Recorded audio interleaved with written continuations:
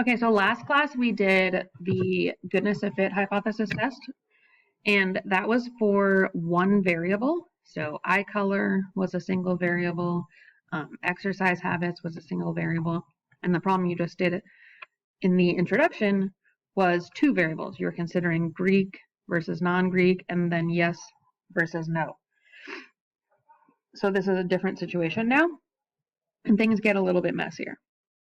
So if we look at this first problem here, cocaine addicts need cocaine to feel any pleasure, so perhaps giving them an antidepressant drug will help in their attempt to break addiction.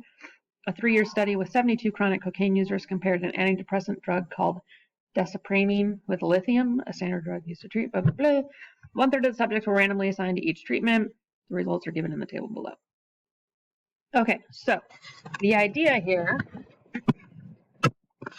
is then if there is no difference in these treatments, then we should kind of expect the same results. So my hoe, in this case, sorry, I'm going to pick a different color. Okay, all right.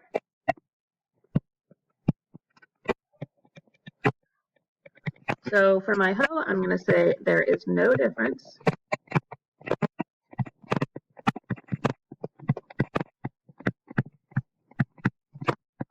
in the relapse rate for each treatment.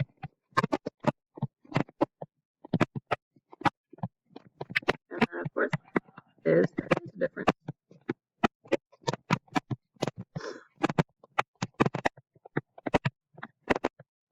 Sorry about the talking in the background. Everyone will out there in the lounge. Okay, so now for the expected counts, what we have to consider is, okay, if there's really no difference, then we basically don't care about any of this. We just say, hey, look, 48 out of 72 relapsed, which is really sad. So 48 out of 72 is 67%, or 2/3. And so if there's really no difference between all the different treatments, then for each treatment, 67% should relapse, no matter the treatment.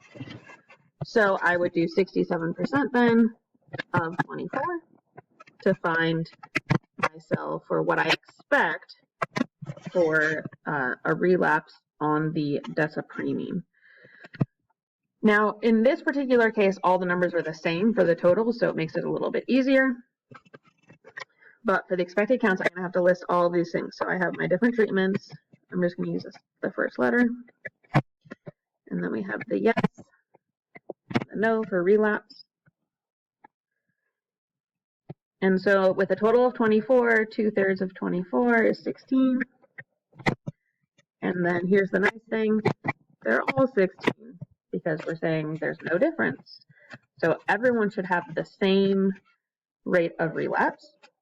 And then once I know the total is 24, I can just subtract from 16 what I should expect for no's. So there's my expected counts. Next, I'm going to find the chi-square contributions for every single one of these cells. Now this is where it gets gnarly. You can't put it in L1 and L2 in your calculator. The shortcut for this in your calculator is not really a shortcut. I can show it to you later if you really want to see it. It involves so many steps on the calculator that most people just forget how to do it. So I usually just do it by hand. So remember, my expected counts and my observed counts combine to make my chi-square contribution. So I'm going to do observed minus expected squared over expected for each one of these cells. So, okay, someone just knocked on my door and then I had to talk to them, and so I don't know where I left off, but I think we were doing observed minus expected squared over expected. So the observed for the desipramine is 10, and the expected is 16. So I'm going to do that calculation. Observed minus expected squared, and then over expected. and I get 2.25.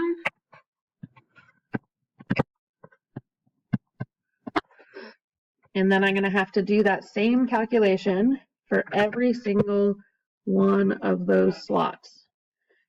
So observed minus expected squared divided by expected. This one is 4.5. For the lithium, the observed is 18, the expected is 16. 0.25. Hopefully you're doing this with me and not just watching me do it, because that is not good learning practice. Okay, and then I get 0.25 again. Oh yeah, because it's 208.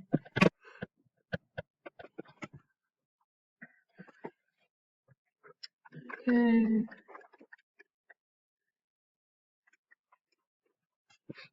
Oh, 1. And then 8 minus 4 squared divided by 2. Okay, hopefully I did those right. So those are my chi-square contributions for each individual value. So for each yes or no relapse on the cocaine, and then based on the treatment group that they were in, I'm just going to double check really quick here. So, sorry. Okay, and then the next thing we're going to do is look at the conditions. So remember, the conditions for this particular test are random, independent, and then it's all about the expected counts.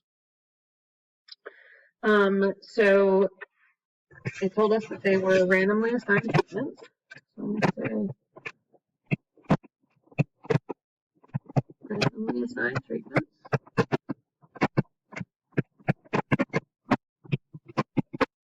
And then because it's an experiment, dependence does not apply. Then the other one I care about is expected counts, which we have up above. Are all at least 5. Okay, and the chi-square test statistics, so remember that's me adding up all my different chi-square values.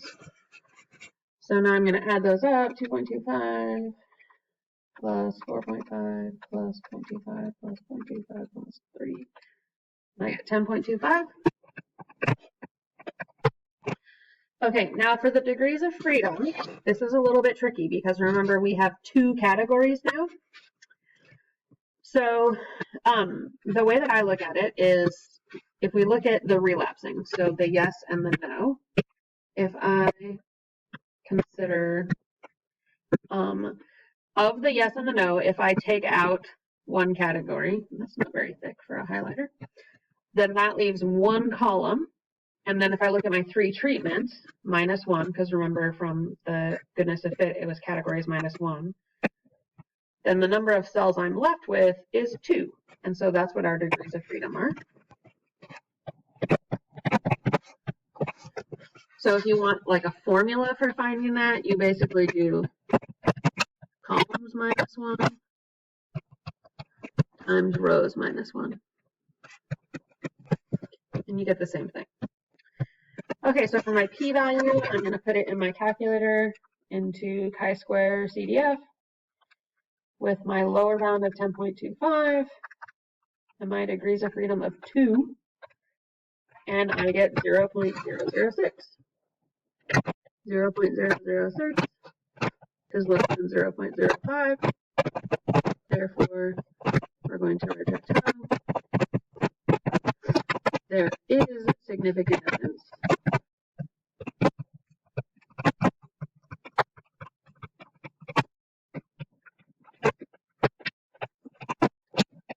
of a difference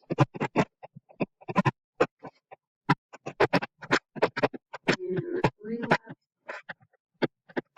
rate and treatments. You just want to be careful that when you're doing your conclusion here, you're including both of the variables, because again, it's 2 variables that we're considering. Okay, so that is called a chi-square test for homogeneity, which homogeneity is just sameness, right? So basically we're just saying like there's no difference, there's no difference, there's no difference.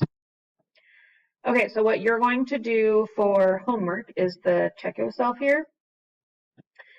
And it's generally the same process. So you're going to need to consider steroid use. And if there's really no difference between the various divisions, then the steroid proportion should be the same regardless of the division. So you'll work on that, and then you have the rest of the period other than the exit question. So good luck.